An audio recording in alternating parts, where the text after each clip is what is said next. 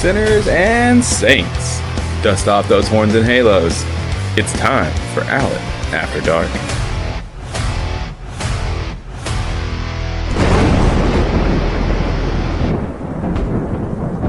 Sinners and saints, happy Halloween. I hope you're feeling well. I hope you're feeling sexy. I hope you're excited about my favorite holiday. I know some of you are excited about the Halloween episodes being over. And for those of you with that wish, I can say that your wish will come true. Tonight is the last episode of the Halloween series for this year.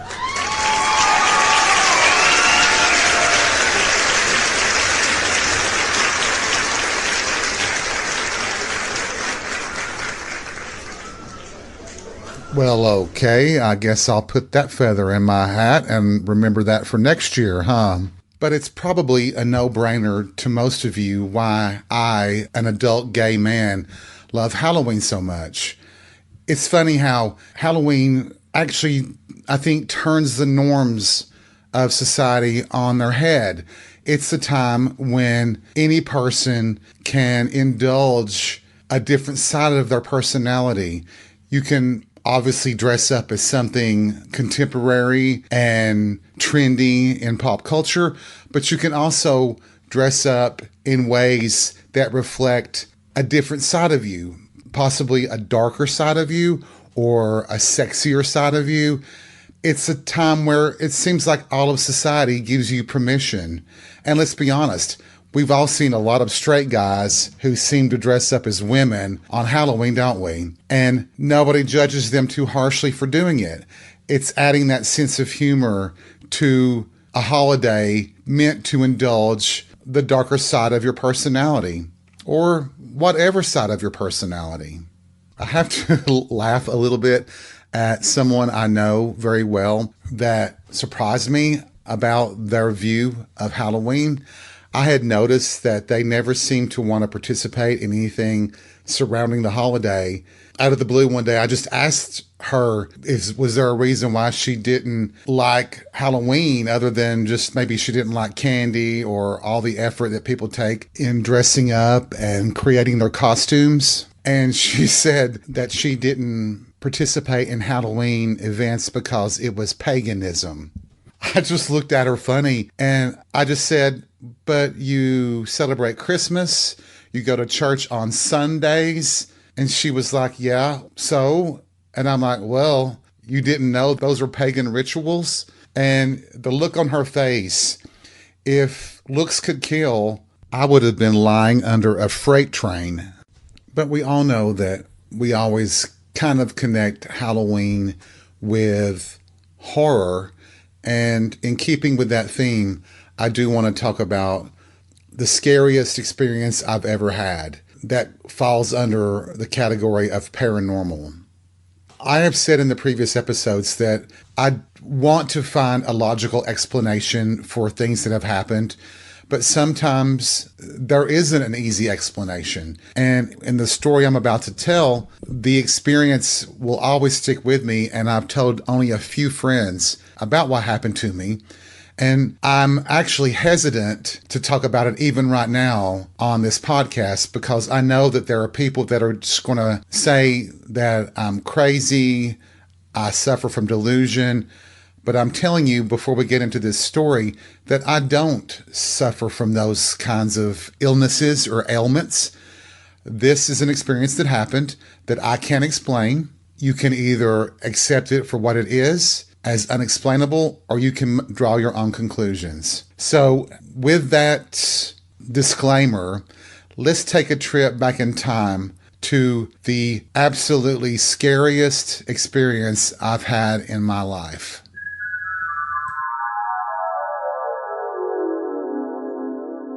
Once upon a time, in a small Tennessee town, a young man with a broken heart came home to a barrage of I told you so's, and he was forced to live with his parents while he tried to pick himself back up off the ground from his disastrous relationship and piece his life back together. When you start with nothing you have to begin again somewhere. And it was thanks to my parents that I had at least a roof over my head and food to eat. It wasn't the best environment for me because I was suffering with a broken heart. I didn't have the support that I wished I'd had from my parents. It was almost like they were gloating that they were right and I was wrong, that they had proved that a gay man could never really find happiness, that it would always end in disaster. So I was suffering through their sort of victory lap in my relationship ending when they should have been looking at how much I was suffering. Now, that does sound bitter, but trust me, I was bitter at the time. While I was living there, the goal was to secure a job, to make enough money that I could move out. And finally, that happened. I got a job that was paying me a sufficient amount of money. When I finally reached my limits with the situation, I found a small apartment in the town where I was working and quickly moved there, much to the anger of my mom. But she had no say in that, and my father didn't really argue. So I was back out on my own. I was literally living about 5 minutes from the office where I worked, and it was about 40 minutes from my hometown. So it was the perfect distance away that I could live my life without the peering, gossipy eyes of neighbors and family members that were just busybodies. So I settled in and I was getting back into my groove. I would go out to the clubs on the weekends like I used to do and really dove into that scene and loved it. You know, just making new friends, loving my job, and loving living back out on my own. I really wanted that lifestyle that I had at that moment to last forever, even though I really was still just scraping by. You know, you can get those sort of generic cans of spaghetti that don't even have meatballs, but they taste like some sort of artificial cheese or something. They were like 69 cents a can. And trust me, when you have no money, that can of spaghetti was a lifesaver for many, many weeks in a row. But as things went on, my pay increased a little, and I really did love a lot of the people that I worked with. And it just seemed like I was settling into a normal routine, a regular life that I could reestablish myself and maybe, if I wanted, find that special someone to share my life with. I still had dreams and ambitions, but just having a settled life for just a little while felt wonderful. One night, out of the blue, I can't explain what happened, but I bolted upright in the bed, awake. My apartment, like I said, it was a very small apartment. It was basically called an efficiency apartment, where you have one large room and then a separate room that's your bedroom that connected to a small bathroom. I didn't even have a bathtub. I had a shower. So when I was laying in bed, sleeping, I left the door open that basically I could see from the bed all the way to the front door. That night, when I did bolt upright in bed, panicked, automatically I'm looking toward the threshold of the open door of my bedroom. I was stunned to see a little girl standing there. She was wearing one of those little frilly red dresses with the white fringe, and I was kind of startled. I'm like, little girl, what are you doing here? How did you get into my apartment? And she never said anything. I stood up to go address her closer, even though it was kind of scary, and she somehow bolted away from my sight, out of the view from my door.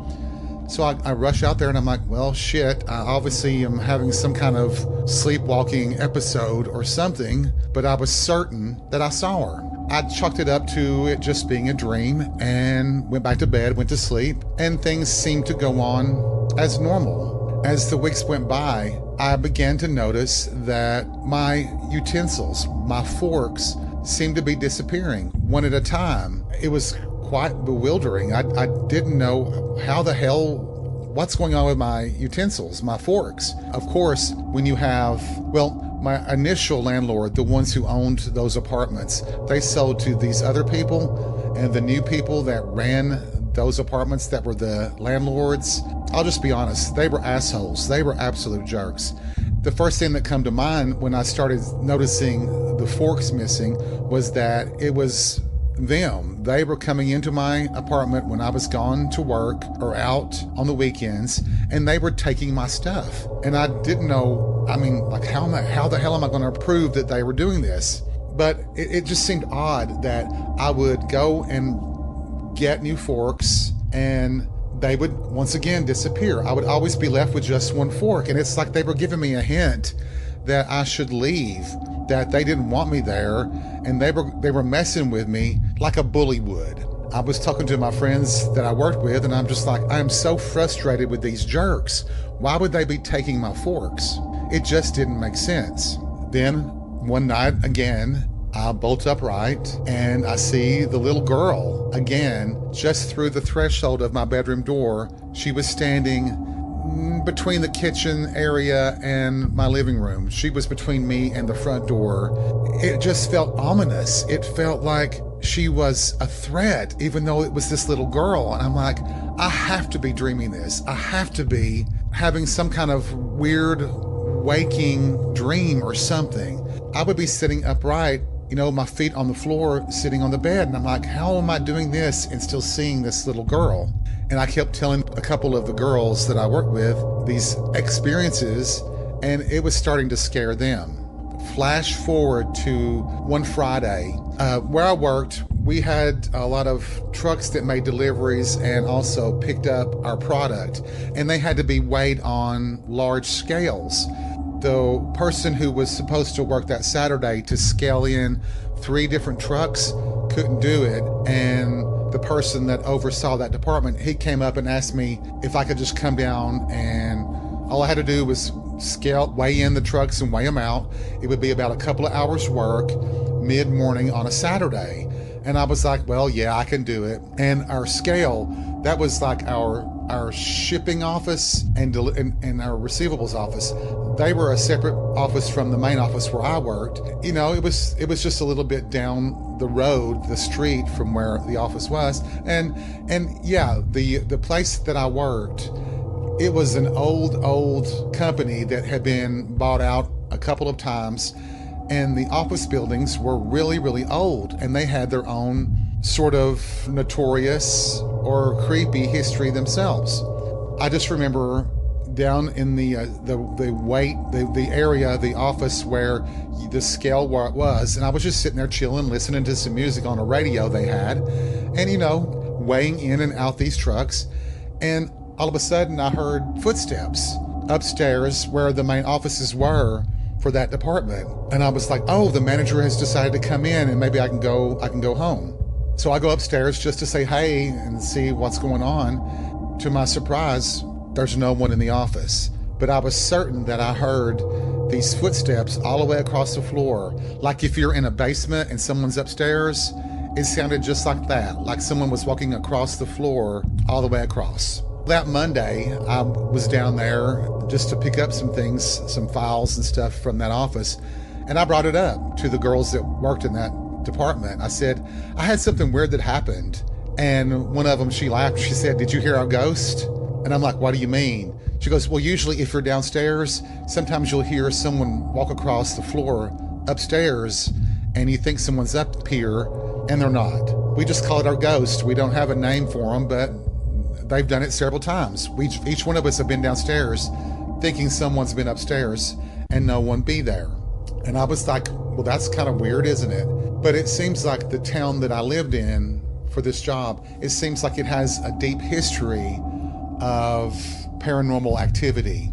It's an historical town. It's a small town. It's got an old downtown area, old buildings that have been around since the 19th century and earlier.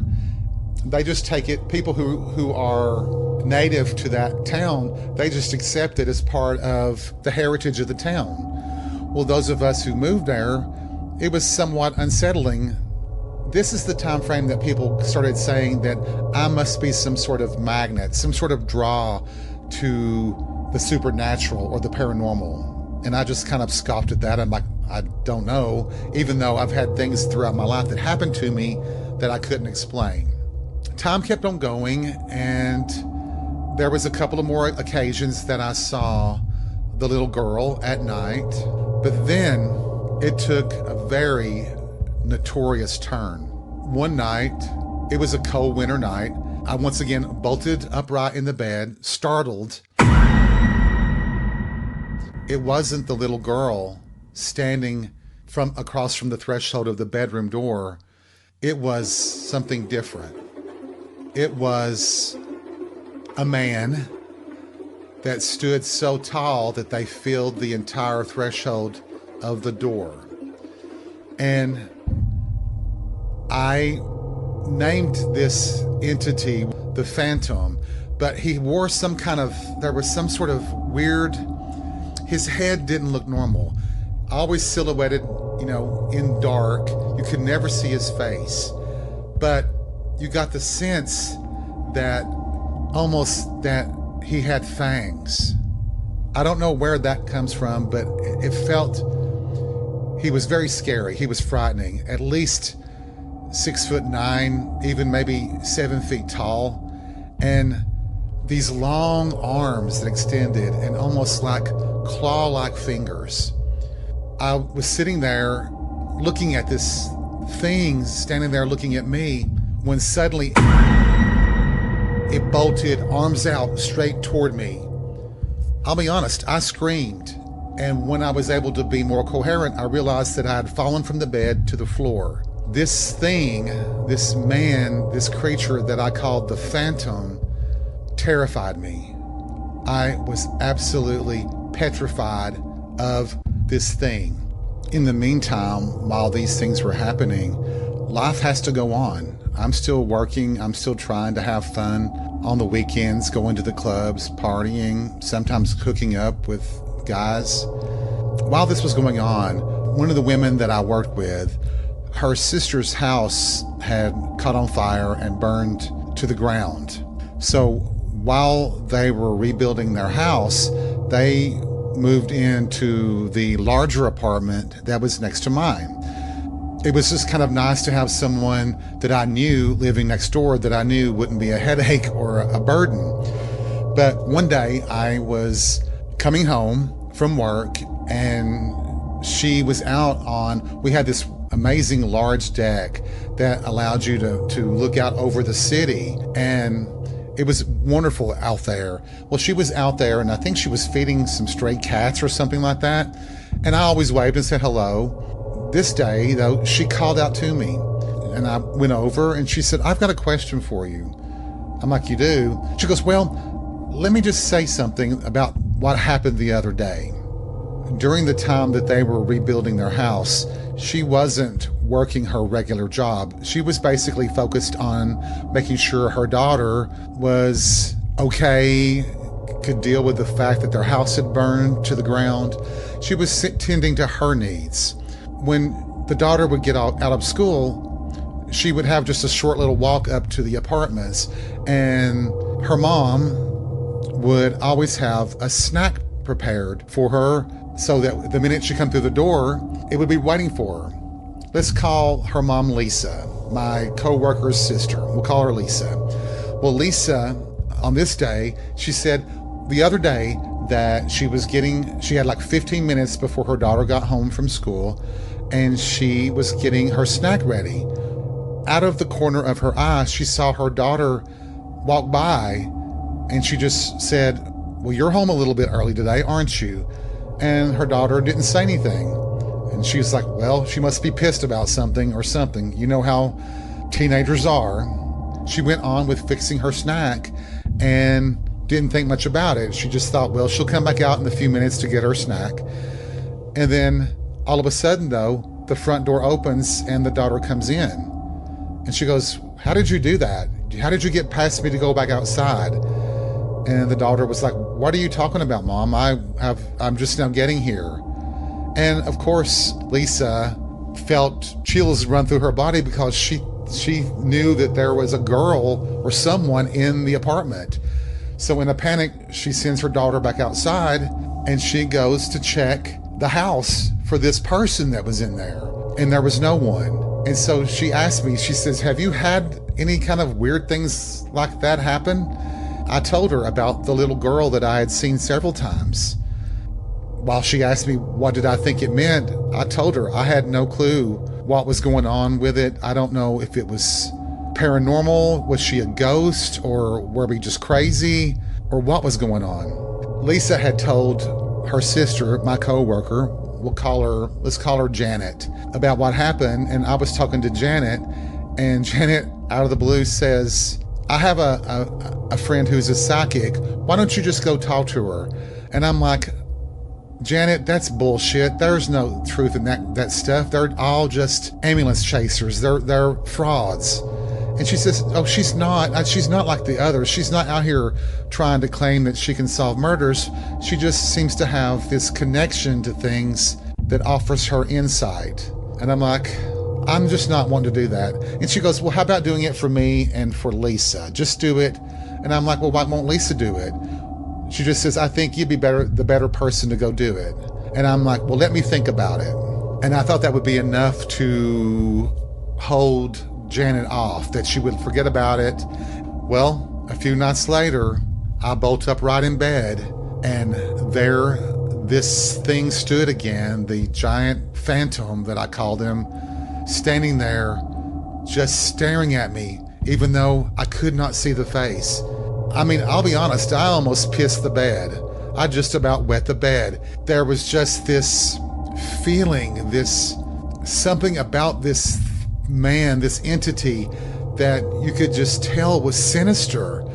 There was just something very dangerous about him. So, being terrified again, I decided I would go talk to this so-called psychic that Janet had brought up. Well, I kind of laid out the whole story with her, and she said she would dwell on it, but she told me to do something. She told me to go get a Ouija board, not use it to communicate, but take it, place the board in the center of my apartment, and put the little triangle thing on the board, and just leave it there. And you'll see if there's any kind of movement on it. We'll just see what will happen. And like a dumbass, I went and did this. I went and purchased a Ouija board, and I put it in the center, or what I felt was the very center of my apartment. It was, I think I mentioned that it was wintertime, so I went to bed. And let me explain something. The nights can be very cold here, and I lived in this small, rinky-dink apartment that had as many drafts as they had in Vietnam and World War II. So I had this quilt that someone made for me. And if you understand how a quilt looks, the part that's usually on the top that people can see is usually a wonderful pattern. Well, the underneath can be just a solid color. Well, when I put that quilt on, that's how I did it, so that the pattern was up so that you could see it, and the solid color was the underneath. Well, I went to bed, and strangely enough, it was one of the more sounder sleeps that I'd had at that apartment over the past 5 or 6 months. The alarm clock the next morning wakes me up, and everything seems fine. Turn off the alarm. I start to get out of bed when I notice that the quilt has been turned the other way so that the solid color is up and the pattern is below. It was perfectly laid across me. I am not a person who moves too much when I sleep. I just knew, I don't know, it just felt like I was being warned again that I was doing something that something wasn't happy about. I always kept it in the back of my mind that perhaps the landlords were even sneaking in at night and trying to screw with me, mess with my mind. It didn't seem possible because if they opened and shut the front door, there was no way I wouldn't hear it because it made too much noise. Now, at the same time, the company I work for is totally collapsing. They're in trouble financially. We are about to go under. So I'm going to have to move anyway in the next few weeks, probably, and try to find a new job again. But from that point of the quilt being turned upside down, I did start sleeping with the light on, the lights on, I once again saw this entity, and I saw the little girl one more time that I can remember. Well, that psychic that I had went to visit who told me to do the Ouija board. Oh, by the way, after that first night, I got rid of the Ouija board, okay? No more Ouija board in the center of the apartment. I talked to the psychic again just to chat, and she said that basically her insight said that the little girl was a victim of the larger dangerous man, and that the man had killed her using a fork. She was there to warn me, and she was taking the forks to try to protect me from this gigantic entity. For some reason, there felt like there was a truth to that story, that this little girl had been killed somewhere, possibly in that apartment or the house that was there at the time of her murder, and that she was trying to warn me. I mean, it does come off like a great plot from a Stephen King novel, doesn't it? He might be still pursuing her. He's angry at her for trying to warn me. But that would be a horrible thing, wouldn't it? If there is an afterlife and the person that murdered you can still stalk and chase you. It just seems very unfair if that was real and the truth, you know? It wasn't but about 2 weeks later that I moved out of that apartment. If it was true, you know, I'd been listening to friends who kept saying that I was some sort of magnet for these kinds of experiences. The fear is that it would, whatever this entity was, would latch onto me and follow me wherever I went. Well, of course, that didn't happen. Since that time, I have never had an experience like that ever again.